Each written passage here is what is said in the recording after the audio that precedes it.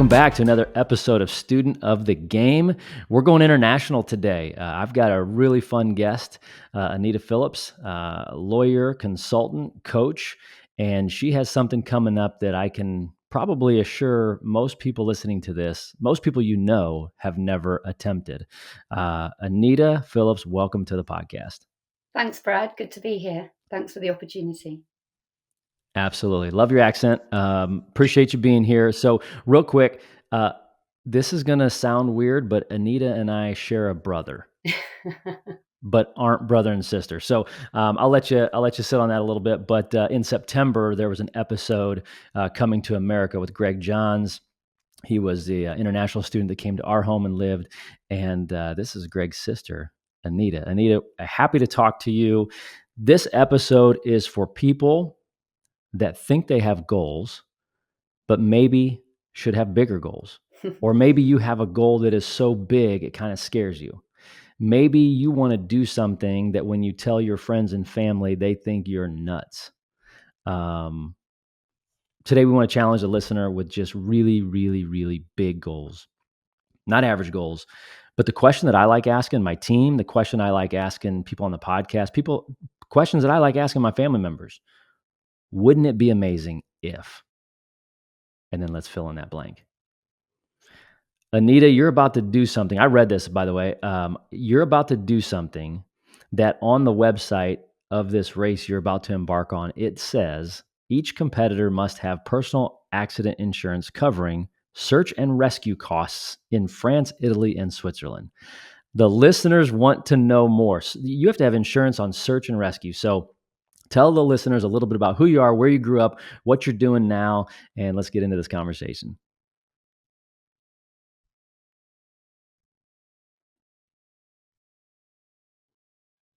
The southeast of the UK by the sea. I studied in the UK and then also in Paris, and I've been a lawyer for 22 years. I'm now an executive coach as well. I've done a lot of traveling. I really caught the travel bug quite young whilst I was studying, actually. And it just opened my eyes to the whole world out there, I guess. And also the idea that the more you pare things back, the richer the experience became for me. So, I would be traveling with my backpack around Southeast Asia on a few dollars a day. This is back in the 90s. And I just found I was meeting these amazing people, doing these great things, but just living so simply. And I guess that sowed a seed for how I wanted to live my life later on. And I've kind of recast that, I guess, in my own way now, living in the French Alps, in the foothills of Mont Blanc. In between those two life experiences, I, as I say, became a lawyer. I've lived the sort of city life in London, Paris, and also worked for 6 years in Hong Kong. And so I've really sought to change things up. I've kind of gone really from extremes, I guess. But what I'm doing here next week, in fact, exactly in a week's time, is I'm going to be doing a really famous trail race called the Ultra Trail de Montblanc, the UTMB. It follows a course all the way around Mont Blanc. So Mont Blanc is nearly 5,000 meters high. So what's that in feet? 15,000. But I don't go to the summit of that. I'm going up and down mountains all around it, around France, Switzerland, and Italy, and then back into France. And the reason we need insurance is it's pretty treacherous terrain. I actually had to check my insurance the other day. It's funny you noticed that, just to check that I had the adequate cover. There's also a long mandatory kit list. We have to be prepared for all weathers. I've got bags full of different kit and different food for my husband, who will be supporting me to try and get around the course. So he's going to be traveling in our camper van from France into Italy and then into Switzerland, and try and sort of meet me at different points to give me the food and the clothing I'm going to need. But yeah, the race is 176 kilometers. It's 10,000 meters of vertical elevation. So what's that? 30,000 feet. I'll quit doing the comparison soon. It's a lot. Um, No, no, we need to know the translation it of always the, sounds more impressive actually for an American audience. So yeah. right. um, and there are various time cutoffs throughout it. So you can be barred from carrying on if you don't make the time cut. But the final time cut, assuming you've made the previous ones, is that you need to arrive back in Chamonix 46 and a half hours after starting. So that's my absolute cutoff. Because the race starts at 6 p.m. In Chamonix, it means I go straight into the night. I will hope to arrive in Italy early the next morning, maybe in time for some sort of breakfast, 9, 10 o'clock.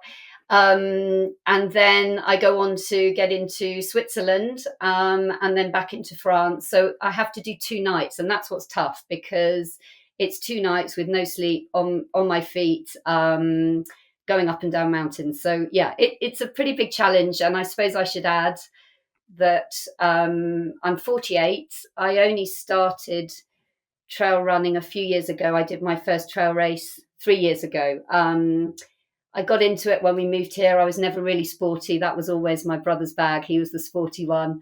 I was the studious one. But it's strange. I just enjoyed it as a sort of form of discovery of this amazing environment that we live in now in the French Alps. And I guess it's just kind of crept. I sort of think I did my first trail race 3 years ago. How on earth am I doing this thing, which is kind of the most prestigious trail race on the circuit? But yeah, I qualified somehow, and now I'm just trying to get myself mentally and physically ready to do it next week. That is amazing. So first of all, you started this 3 years ago. Now, what you didn't start 3 years ago was your mindset, right? Your adventurous, spirit. But take me back to, you're living at home and your mother and Greg is coming to America. Is that about the same time that you started traveling? Like, did Greg inspire you, or is that something that your mom, has always instilled in you guys of adventure and chasing your dreams? Yeah, Where'd I that come think from? that's it's an interesting question because Greg moved over to America and built a new life in permanence over in the States for study and then for Mhm. work. And now, we've just been over to visit and had a great time. And it's wonderful to see the life he's built over there. I was in my own way traveling, but in a really different way. I was wanting to explore as many places as I could, but never really in permanence. Even when I went to study, I studied near Paris for a year in the 90s as part of my degree. And then I went back to work in Paris for my law firm in the early 2000s. But those were only sort of 6 month to 12 month experiences. And apart from that, I've done 2 world trips. So, put the rucksack on and just set off. I think the first time I did it on my own, and I was about 24, I think. I'd done law school and was going to start at my law firm, and I wanted to take a year just to do something completely different. So I traveled around South America and then across to New Zealand, Australia, China, and Southeast Asia. So that was that trip. And then with my husband David, after we got married, so this is going, I guess, back to 2008, we set off. We just wanted to kind of spend a whole year traveling together and do a sort of north to south and then a circumnavigation. So we hatched this plan to travel to Alaska and start in Alaska. And then we traveled all the way down to Ushuaia to the bottom of Patagonia overland.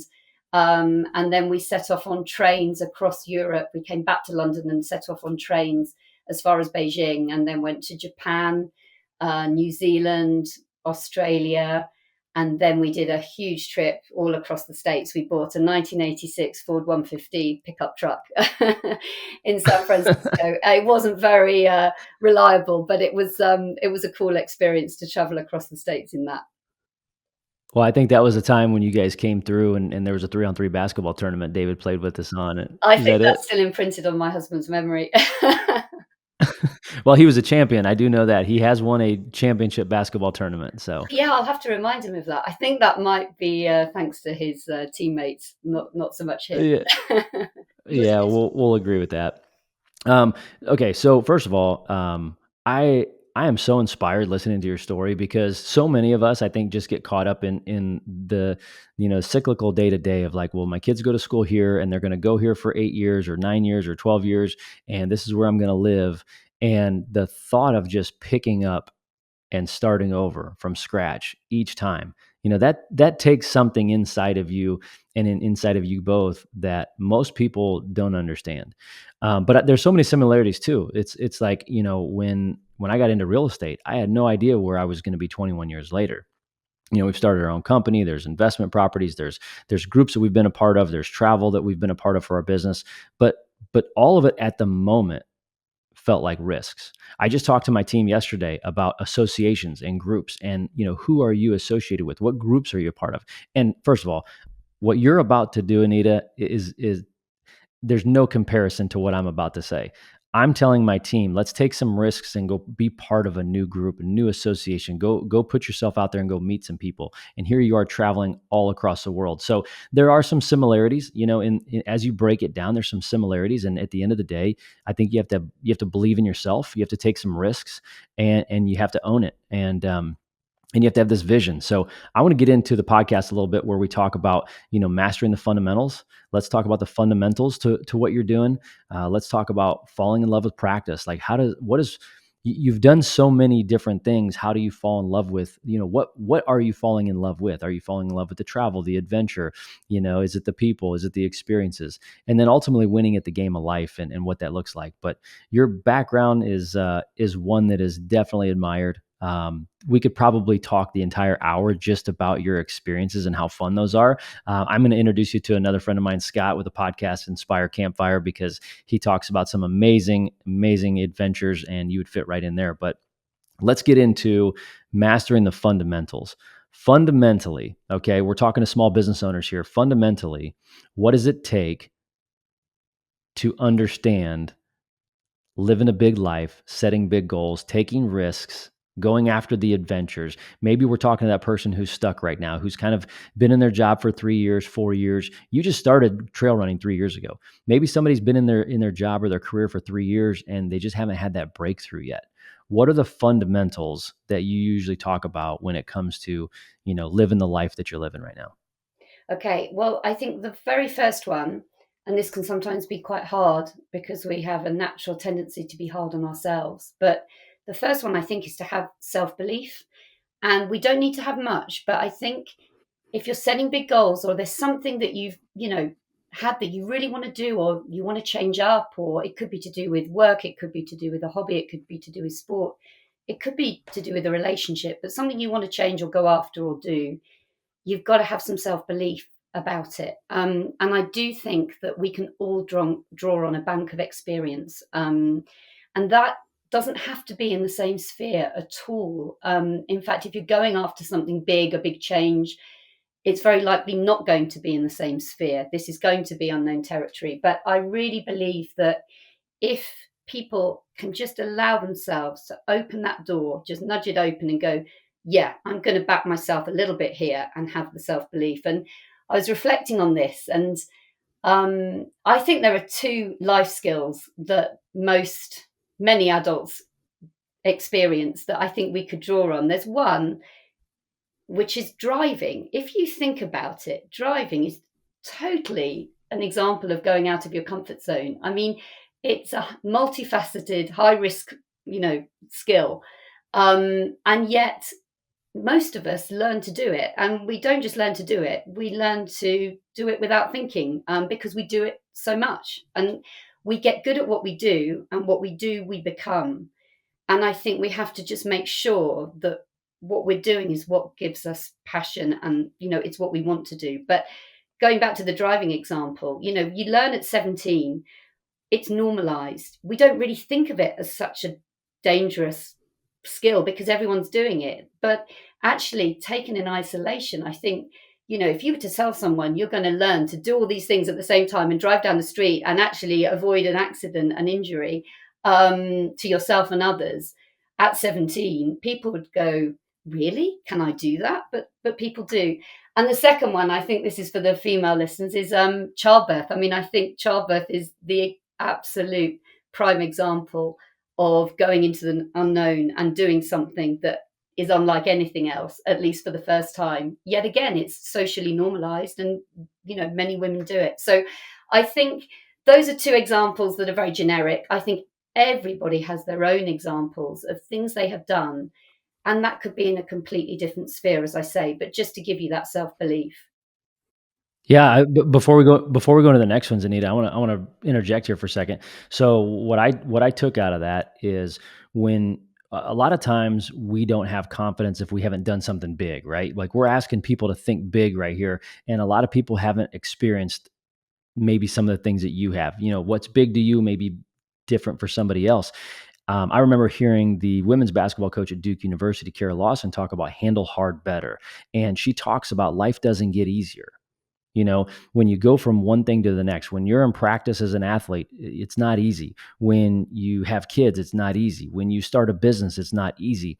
What happens is we start to handle hard better. And that's a phrase that she coined, is handle hard better. And what you're saying is, so many people, I believe, especially in society today, because many people compare themselves to others, and that robs us of our joy.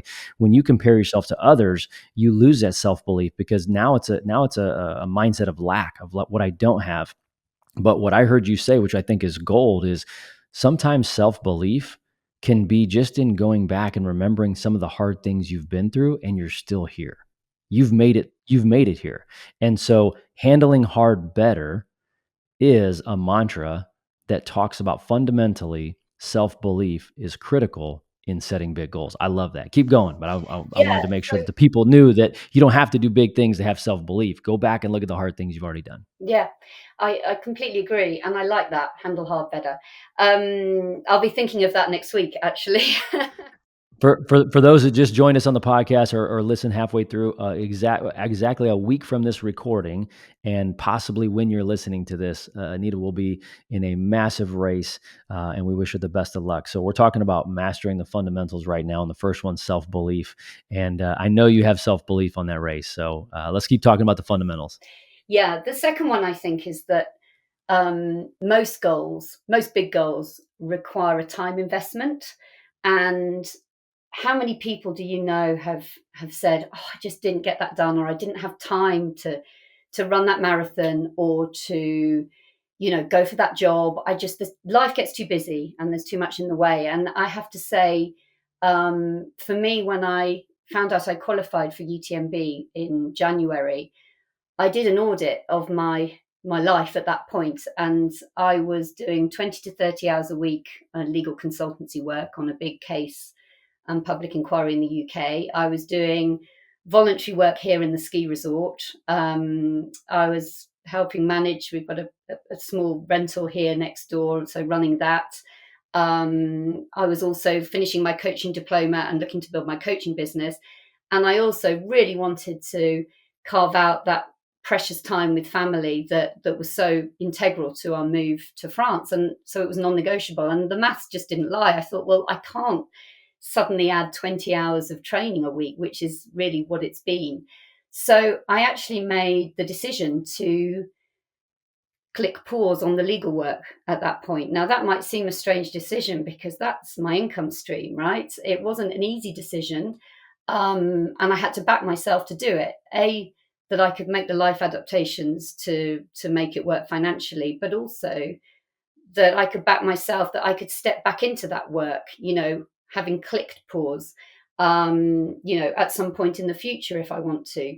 And I feel so much better for having done that, because I think I risked doing nothing very well back in January if I just tried to do all this training on top of everything else I had on at that time. So I would encourage people, if you've got a big goal, think creatively about what you need to do to realize it in terms of liberating time. I always say, I think time is our most precious asset, like more than monetary wealth or, material gain. It really is the most precious thing we all have. And ironically, some of the most successful people I know have the least time. They're just so busy. So actually, if you can buy yourself some time, it hasn't been easy. I've, yeah, definitely had to make some life adaptations, but it's been a really good decision for me because it's enabled me to enjoy the training. It's enabled me to finish my coaching diploma and launch my coaching business. So that would be another point I would make, about setting big goals. Recognize how much time you might need to invest in realizing that goal. And it's intentional. I mean, I think at the end of the day, like this fundamental belief that we have that, most big goals, most any goals, most anything worth doing takes time. And it's almost like a budget with money. You just can't keep adding things to it. At some point, you have to take away, which is, I think, what you said at the top of the show is being simplistic, and living a simple life is actually pretty hard. It's saying no more than saying yes, and I'm sure you can attest to that. But what else? So we have self belief, we have an intentional time investment. Yeah, I'd say the next thing is you need to have a plan. There's no point having a huge goal without having a plan to realize it. And that plan often involves breaking things down into manageable chunks, because oftentimes a big goal can just seem all too difficult, all too complicated, and it's easier just to park it. So I would say two examples. When my husband and I decided to move from Hong Kong, which we loved.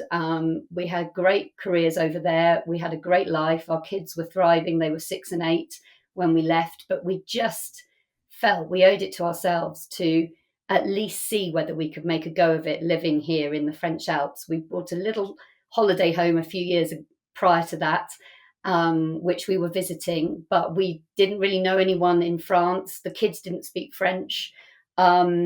And it seemed crazy to resign from our jobs and move out here with no prospect of work, and us both having rusty French, at best, and our kids not speaking a word. But we just felt, let's do it. But the way we did it was to make a plan. That plan involved buying some financial freedom because we didn't know where work would come from. We needed to get our girls into the local school, into the system. We needed to complete the various administrative tasks that needed to be done to move over here. And I guess we just broke that down into stages. I remember my husband he loves Excel. He had this great spreadsheet on the go, but it just made it manageable, and it sort of converted it from a pipe dream actually into this realistic life goal that we could move. So I would say you have to have a plan. With UTMB, obviously, it's a massive challenge. So, I've had to have a training plan. I've devised that myself. Part of my kind of cost cutting, I guess. I haven't had a personal trainer or a coach. I've tried to do research, tapped up friends, and got input, and I've made a plan. And actually, once that plan kind of is set in train, I found that the easy bit. I started with, and I'm not lying here, a 5K run as my training, and I've built up to 190K. So I think that's sort of 3 miles versus 110 miles. So you can see it. If you told me 6 months ago you're going to, do 190 Ks in a week, I would have said, there's no way, I just can't do it up and down mountains. But actually, doing it very gradually, following a plan, it's become doable. So that would be my third point. My fourth point is, get support, and that really ties in with your point of relationships win. We are Mhm. the sum total of the people in our lives, and we have to lean on people. People love to help. I think that's really what people love to do. They actually, at our core, we like to help people, we like to feel useful. And so I've just been tapping up everybody I know for nutritional advice, for training advice, for sporting, strength advice. With UTMB, I went from, really knowing very little at all to having to just, master it in a short space of time. So I've had to lean on others. So that would be my other point. We do all have a network, and it's always worth investing in that network because you never know Mhm. when you Absolutely. Well, and I think I love these fundamentals because as you're talking through them, self-belief, a time investment, needing a plan and getting support. Um, the person that's listening right now who maybe just wants to go start their own business, these four things are fundamental. What we say all the time is strategies and tactics can change. Fundamentals never will. It never will change that you have to have self-belief no matter what you want to do. It'll never change that if you want to do something big, there's a time investment. It'll never change that having a plan is better than not having a plan. It'll never change that getting support is a massive piece to making progress. And I think there's this culture right now where it's just grind, grind, grind. I'm going to do more. I'm going to do, and it's like throw everything in at all cost. And I think, action is good. Taking action is good. Having a plan with no action is worthless, but I think getting that support, having relationships, it's having an accountability partner. I don't care if you're a small business owner and you're trying to, grow your network, find somebody who's well networked and go to an event with them. Like at the first thing you can do is you can go to a networking event. You can go meet people and go with somebody. That's at the very basic level of getting support. Now you're talking about this UTMB race where you are going to put your body and your mind through something that most people have never had to do. And we can use that same framework, those same fundamentals into our everyday life. I'm loving this conversation. We could talk about so many things, but let's talk about falling in love with practice. Like what is it? How are you falling in love with practice as it relates to this big race, this big goal? And let's talk about the ultra trail running. So, by the way, you went from what did you say, 3 miles to 110, 100? So, have you run 110 miles before? I've run 110 miles in a race last year. I was very injured for about 80 kilometers of it, and I just carried on and carried on. And I just told myself, one foot in front of the other, one foot in front of the other, just keep going, keep going. So yeah, it wasn't pretty, it wasn't easy, but yeah, that's been the progression, if you like. Now, obviously, next week I've got to add another 66 kilometers onto the most I've ever done before, which feels huge right now, and it's going to feel huge, by hour 30 odd of the race. But I've I've got to trust that I've done enough in terms of training to be able to do it. And I suppose in terms of falling in love with the practice of ultra running, I would say there are no shortcuts to growth, because ultra running involves, being on your feet for a long time. So you've got to put the hours in the training. I would say that the journey is the practice. Mm, And the destination is going to be the race. So, you've got to enjoy the journey because it's most of it. The destination, hopefully, next week will take care of itself because I've, you know, taken the journey seriously. But I mean, who knows? In terms of breaking down, though, what I've done, I would say in terms of ultra running, I've needed to build my aerobic fitness, my core fitness. So that's been modulated training. As I say, I did the training plan myself. My husband helped. He's not a trail runner, but he loves, the science of sport. But we just got a book and tried to sort of work out what I might be able to do in terms of number of hours per week. And I think this applies to lots of sports. You start small, you build up in 4 week blocks. So you do build over 3 weeks, and then roughly cut that sort of distance and elevation in two in week four. And that's where the gains are made, in the sort of rest week. I'm a terrible, time out, time out, time out, time yeah, out. I'm interrupting. You said, okay, you said the gains are made in the rest week. yes, The gains are made in the recovery. correct. Okay, so I want to talk about fitness for a second because I've had this thought or this idea, and I want to test this theory out on you when it comes to, let's just say, self awareness. I've talked about this with my team and in our family. It's like, so self awareness.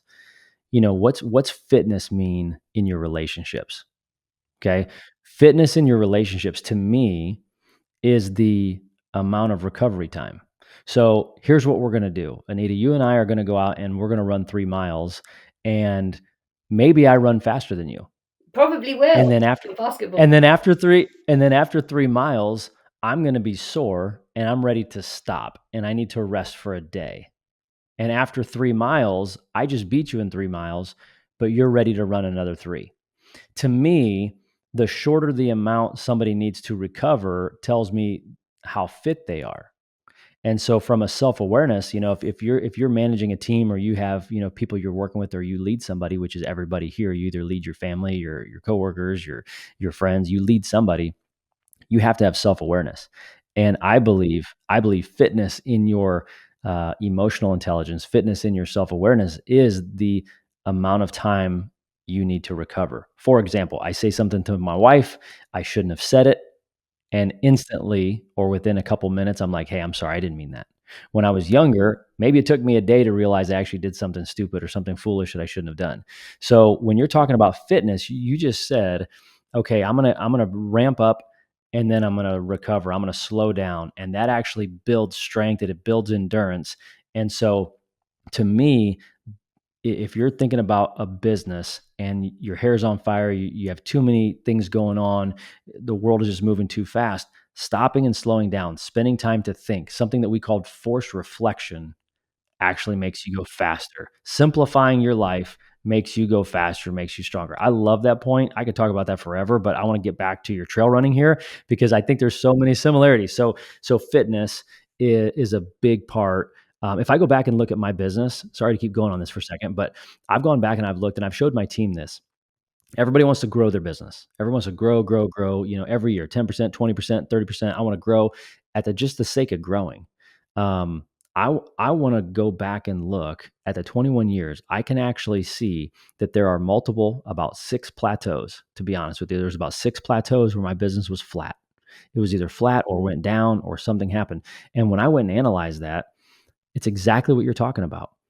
Those years on the plateau is where I actually grew. Those years on the plateau when I struggled, when I was working, when something happened, when I hired somebody and when my income went back because I had to make an investment in my business, that plateau then had another year of gains after that. And so it's very similar to exactly what you're talking about. Keep going. I'm getting excited because there's so many similarities. Okay, so there is that sort of building volume that I mentioned. I've also had to do for the first time in my life strength work. Simple lunges and squats with increasing weight, stuff I just do at home. I'm not a member of a gym or anything, but that has really helped, I think, build the sort of strength in my legs, not just to run, but also hopefully to withstand injury. The terrain is really challenging, and you can easily roll an ankle, turn a knee, fall. And I need to be able to recover from that. So I think the sort of strength work has been integral to me avoiding injury. Actually, the more I read, people of sort of my age, women in particular, but I think this applies to us all, in order to be fit into our sort of 60s, 70s, 80s and beyond, we need to be doing those sort of simple strength exercises now. So I could recommend to everybody, do some simple squats and lunges at home twice a week, and you'll be able to climb your stairs when you're 80. So that would be my tip. The other thing I've been doing really for the first time is stretching, to try and, again, prevent niggles. One luxury I have allowed myself is a really great physio, and I've been seeing him every 3 to 4 weeks, and I think he's helped me keep injury free. So that sort of fitness piece, physical fitness piece, aerobic base, strength work, and for me. The second part of ultra running that is so important is nutrition, because you have to keep going for a really, really long time, and you need to be able to fuel your engine whilst you're running, and that's not easy. So there is race fueling. So I've got bags full of, I think I mentioned at the start, gels, bars. I've obviously experimented with things that I can keep down whilst I'm, trying to, demand a lot of my body. I've also taken some supplements for the first time in my life. So protein powder, whey protein, and creatine. And I think that has helped build my muscles again and help me recover as well. But who knows? You never know. But it is something I've done in terms of nutrition. The third part of falling in love with, I think, the practice of ultra running is mastering pace. It's really difficult with a race like UTMB, and generally the trails around here. It's not really undulating, it's up and then it's down, and it demands you really to walk fast, hike fast with poles uphill, and then try and make up as much time as you can on the downhills without having a fall or an injury. So that pacing piece is really hard. It was interesting in America, Greg and I ran a marathon together on an island on Lake Superior. It was Greg's first marathon. I was really proud of him. But it ran. I mean, from the sort of starting horn, it just ran. And I said to him afterwards, I've not run, non-stop like that ever, because here the terrain is such that you naturally, unless you are in the absolute elites, who are going for the course records, you're not going to be running uphill. And even they don't run uphill at the end, they're walking. So the pacing has been tricky, but I'm very lucky to have the trails on my doorstep, so I've been able to replicate that sort of pacing in my training. I think real quick on the pacing, there's something for business owners to hear. Pacing is important. Pacing is important because what you said is like there's a change in altitude. There's a change in, I'm walking here, I'm running here, I'm making up time. In our business, in the real estate business, there's what's called the rest run cycle. There is a seasonality to our business. It doesn't mean that it's better or worse for a homeowner or a home buyer or home seller to enter the real estate market. What that means is, from a volume standpoint, from a practitioner standpoint, there is a cycle, there is a time of year, there's a seasonality to our business that it's important to understand. There's a rest run cycle. And when business is going, we're running downhill as fast as we can to make up time. And when things are slowing down, like, lifestyle impacts it. When kids go back to school, business slows down a little bit. People are getting into their normal fall routines again.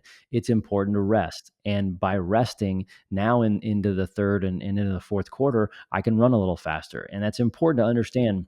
Whatever your industry is, if you're a landscaper, hey, there's a seasonality to it. You got to pace yourself, but know when you're running downhill and know when you're walking up with the sticks.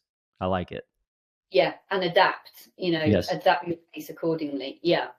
The fourth one, in terms of falling in love with the practice of ultra running, and I think this is probably the most important of all, is the mental strength, the mental training. I really love this about ultra running because I guess it's defined as, tolerating discomfort over a long period of time. And so it really boils down to, how much can you suck this up? How much can you displace this, feeling of pain or override it? And, our mental strength is much undervalued. I think, we can all quite readily lean out of things and go, oh no, I couldn't possibly do that. Whereas actually our mental strength is so much stronger than I think we would naturally acknowledge. Greg bought me Never Can't Hurt Me by David Goggins. And, he, I think, says, ultimately life is one big mind game and the only person we're playing against is ourselves. And I love that, because I actually think we're in control. We're in the driving seat there. If the person we're playing against is ourselves, we can conquer, whatever's going on in our own heads. And I guess it links into drawing on past experiences.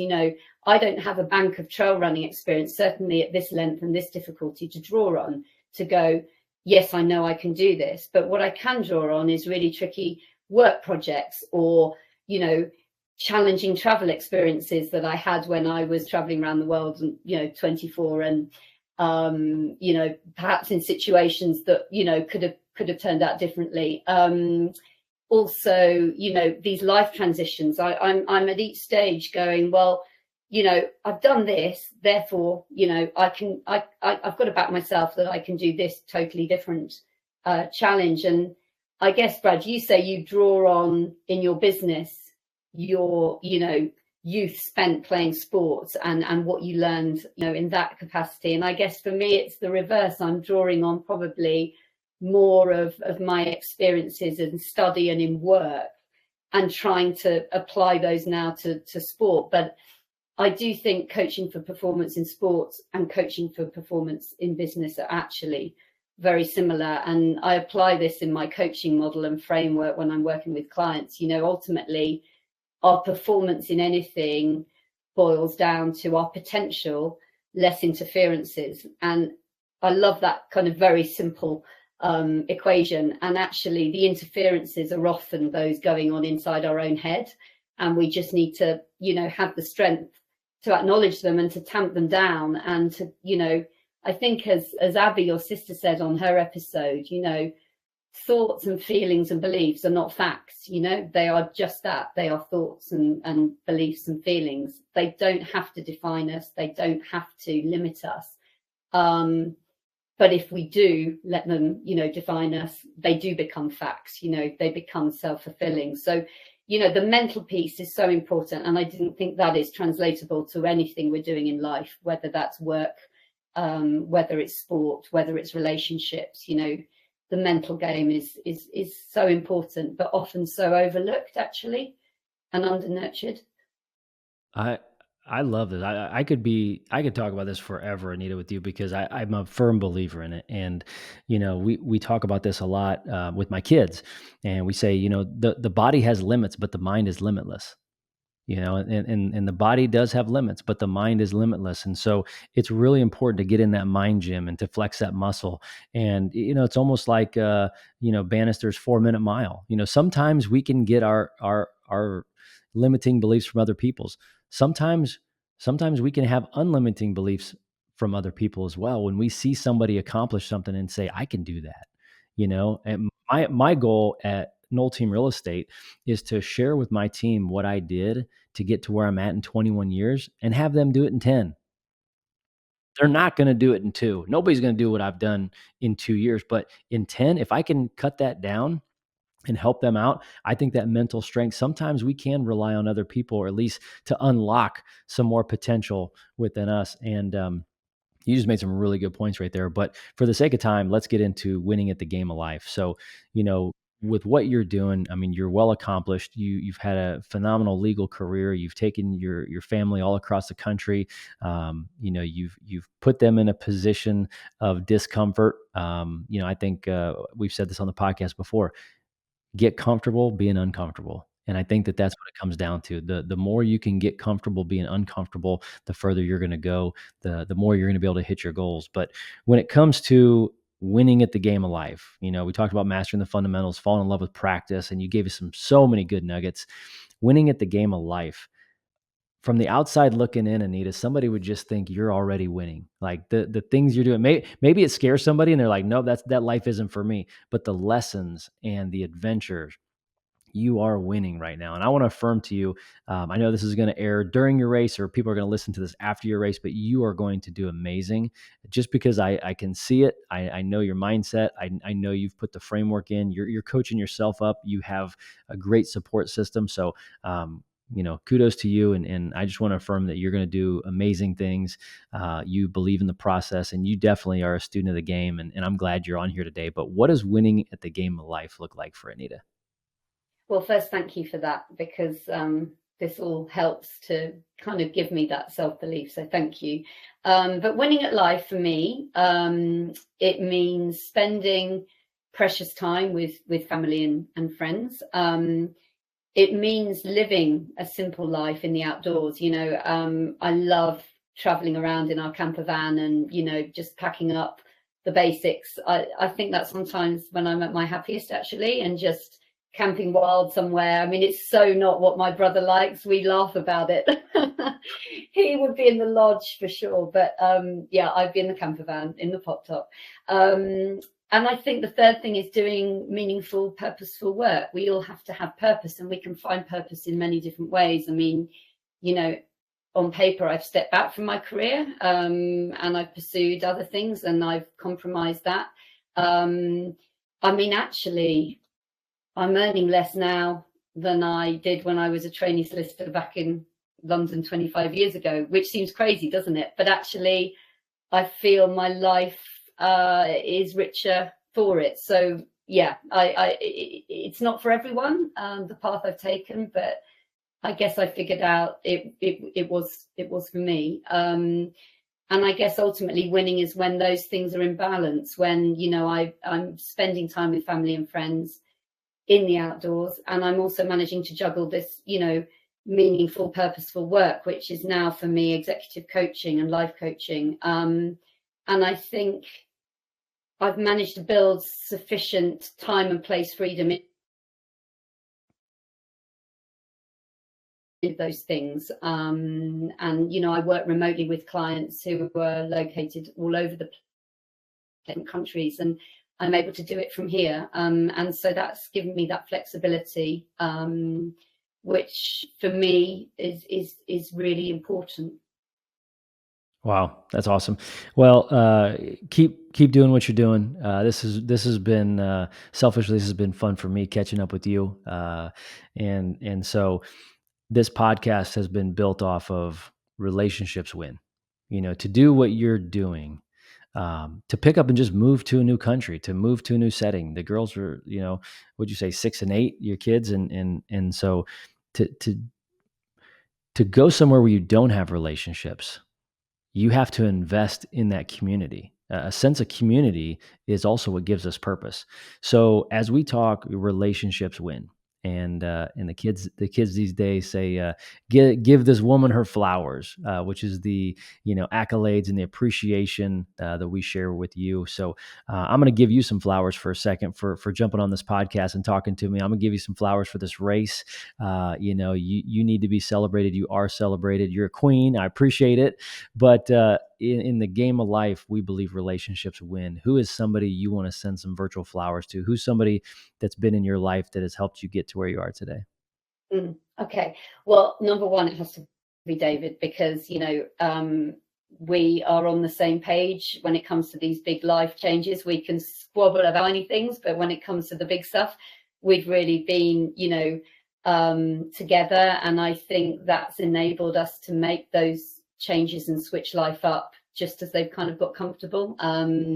Whether that was moving from London to Hong Kong, or Hong Kong to here, or the traveling we've done, I think we've egged each other on. So yeah, he would be my number one, and he is going to be running his own ultra marathon of next week when he's kind of supporting me on the route. It really will be a team effort. So yeah, he's my number one. If I'm allowed a couple of other little roses, I would say I've got 2 friends, Sophie and Laura, who really helped give me the travel bug, and that really changed my life. So a shout out to them. And I would say Justin D'Agostino for the career. He's CEO of the firm I've worked with and for, and that's been an amazing legal career. So thank you to him for his vision for work and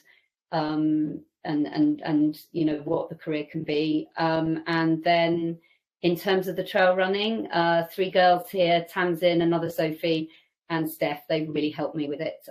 They've been amazing supporters and guidance. So yeah, thank you to them.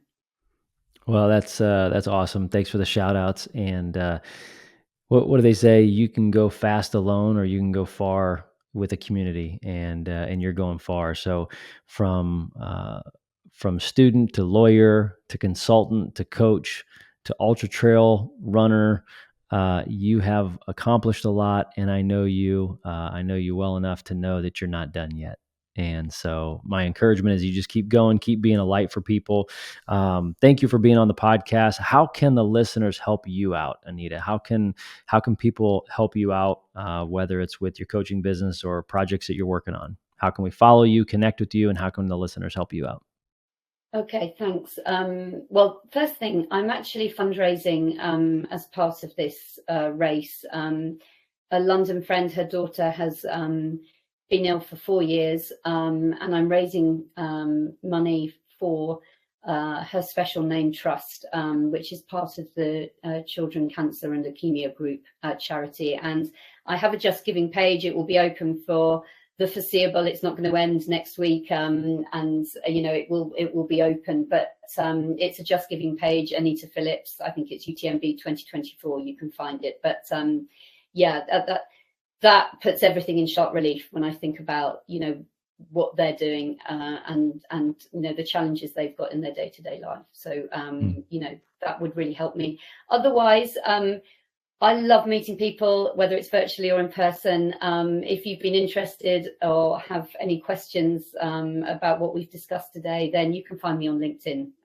That's my main work channel, I suppose. Fantastic. Well, thank you for being on the podcast today. You are definitely a student of the game. You are living a life of abundance, growth mindset. I love what you've shared. I'm going to go back and make sure that not only I listen, but my kids need to listen to this.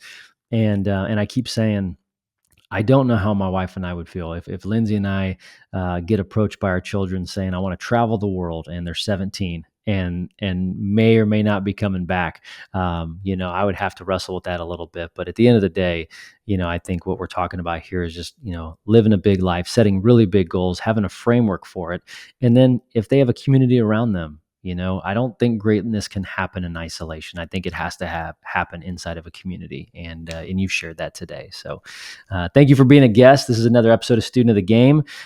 We are supporting you on your race. And if you're listening to this post August of 2024, it's already happened. But the inspirational stories will continue. Thank you, Anita. Thanks, Brad.